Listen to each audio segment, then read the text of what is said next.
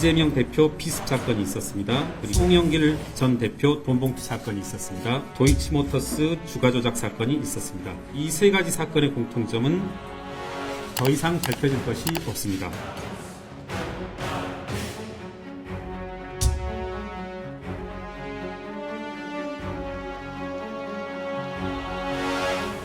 대통령실 일각에서는 김경률 비대위원 사퇴를 요구하시는 걸로 알고 있는데요. 제가 그런 요구를 받은 적이 없습니다. 이번에 총선 출마하는 비대위원은 직을 내려놓는다라는 얘기가 있는데 어떻게 생각하세요? 그런 검토를 해본 적이 없습니다. 앞으로 그럼 당에서는 이제 이 입장에 대해서는 언급을 안 했다 이런 취지를 좀 해석을 좀 해볼까요? 제가 어제 말씀드린 건 제 입장이 변한 게 없다라는 것이죠.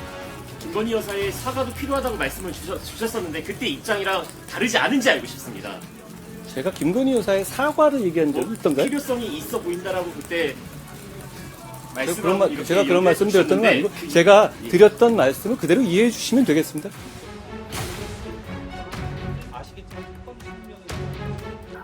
저는 사천이라고 생각하지 않습니다. 그 자리에서 이사를 공천하겠다고 한 건 아니지 않습니까? 손들어준 거긴 합니다. 예. 그래서 아마도 그런 쪽에 경험이 없으시다 보니까 이런 일종의 실수가 생긴 셈인데요. 저는 뭐 사퇴할 필요가 있나 싶습니다. 여기서 아마 대통령실에서 초기에 나온 반응을 보면은 네. 김경률 비대위원의 사퇴 정도로 이 결말이 날 거라 생각했을 텐데 네. 거취를 지금 결정하지 않고 이틀이 흘러가고 있습니다.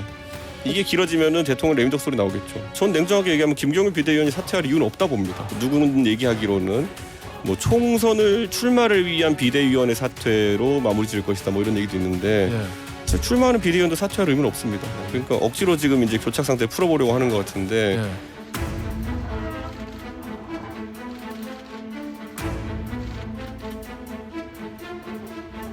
이재명 대표 피습 사건이 있었습니다. 그리고 송영길 전 대표 돈봉투 사건이 있었습니다. 도이치모터스 주가 조작 사건이 있었습니다. 일반인의 상식으로 접근컨대 이 세 가지 사건의 공통점은 더 이상 밝혀질 것이 없습니다. 모두 다 극명하게 경찰과 두산대병원, 서울대병원에 의해서 사실이 드러났고 송영길 돈봉투 사건은 녹취록과 여러 사람의 증언에 의해서 새로이 드러날 것이 없습니다. 도이치모터스 주가 조작 사건 역시 경제사건에서 밝혀져야 할 핵심적인 사항으로서 자금의 흐름이 모두 다 밝혀졌습니다. 왜 이와 같이 명확한 사건들이, 흐름들이 민주당만 가면 뿌얘지는지 흐릿해지는지 정쟁의 영역으로 가는지 모르겠습니다. 이재명 대표 피습 사건은 정치테러대책위원회라는 황당무계한 위원회로 귀결됐습니다. 송영길 돈봉투 사건은 검찰 앞 1인 시위를 넘어서 정치검찰 해체당 창당선언이라는 역사상 유례 없는 황당무계한 사건을 초래했습니다. 도이치모터스 주가 조작 사건은 끊임없는 정쟁의 원인이 되고 있습니다. 이와 같이 민주당의 태도와 발언들로부터 정치의 고비용 저효율 구조가 초래되는 것입니다. 민주당의 행태가 우리 사회의 정치개혁 필요성을 역설적으로 증명하고 있다고 생각합니다.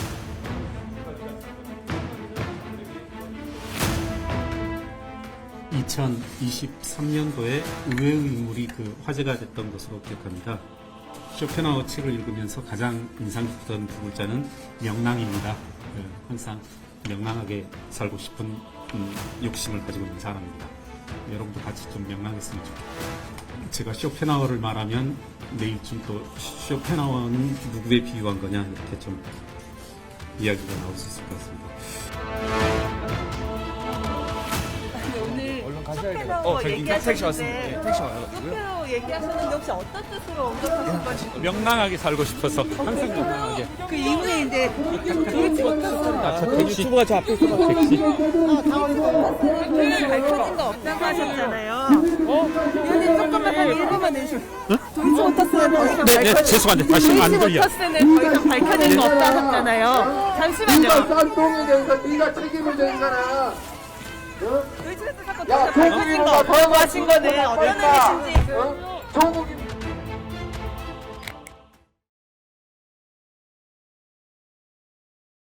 이게 지금 국민들의 뭐 생각에 봤을 때는 이건 수사의 대상인데 왜 사과로 끝내지? 진짜 하기 싫겠죠. 대선 때 아이비리브 사과하면서 얼마나 기분이 안 좋으셨는지 제가 알거든요.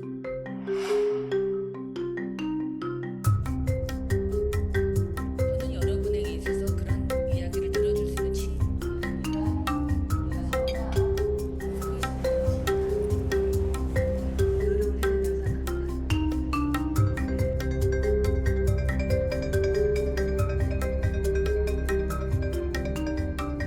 특히 이제 김건희 여사에 대한 입장 표명, 명품백 수수 의혹에 대한 입장, 요거 어떻게 정리될 거로 보세요? 일부 언론 보도는 대통령이 신년 간담회에서 입장 내겠다, 뭐 이런 보도도 있던데 어제 그러니까 제가 대리사과 할 거라고 어제 또 다른 언론사에서 얘기했는데 결국 예. 대리사과하는 방향으로 가잖아요. 그러니까 결국에는 각자들만의 상호 확증 파기를 피하기 위한 타협점들을 만들어가고 있는 건데 예.